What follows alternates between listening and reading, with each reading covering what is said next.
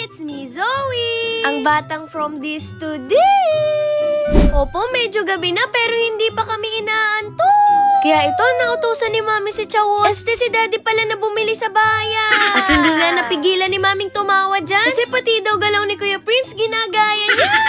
Daddy talaga, puro kalokohan. At dahil nga kanina pang inaantok si Bunso, patutulugin muna siya ni Mami. Good night, Zia! At sinama na nga kami ni Daddy dyan kasi bibili kami ng gagawin naming popcorn. At syempre, kapag may popcorn, dapat manonood ng movie, no? Opo, at yan talaga yung plano namin ngayong gabi. Minsan na lang namin to nagagawa kasi laging sobrang busy sa school. Kaya pag may pagkakataon, hindi namin pinapalampas yan. Kaya ito, kahit gabi na tuloy pa rin yung plano. At pagdating nga namin dito sa grocery, hinanap namin kagad yung popcorn. Nakita naman namin kagad, kaya lang pinapili pa ako ni Daddy. Kung gusto ko daw ng regular popcorn o yung matcha flavor. Ay nakasabi ko naman sa inyo, ang hirap ni Daddy kausapin ng seryoso.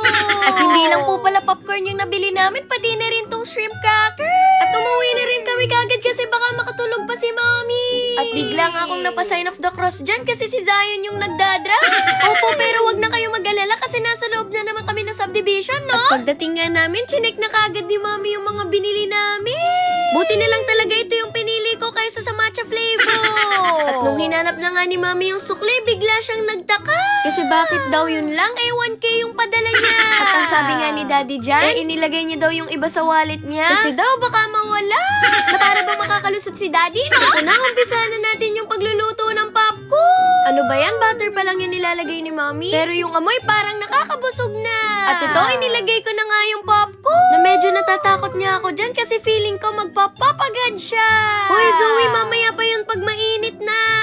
At nung narinig na namin na parang may pumuputok na, agad-agad kaming tumakbo. Opo, simple lang talaga yung kaligayahan namin. Kadalasan kasi sa mga ganito, binibili na natin ang luto na.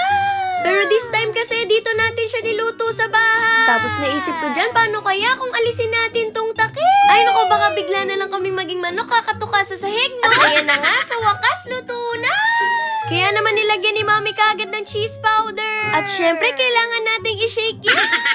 At dahil nga luto na yung popcorn at saka shrimp crackers. From this to this. Opo, ito nga, inumpisa na naming manood ng movie. Sabi ko naman sa inyo, mahalaga talaga kay Daddy yung family bonding. Kaya sana kayo rin ha. Kung may pagkakataon, mag-bonding rin kayo. Marami namang paraan para gawin nyo. Para at least alam nyo na. Pwede nyong kamustahin yung isa't isa. Kagaya nito, kinamusta na ni Daddy si Mommy. At naiiyak na siya.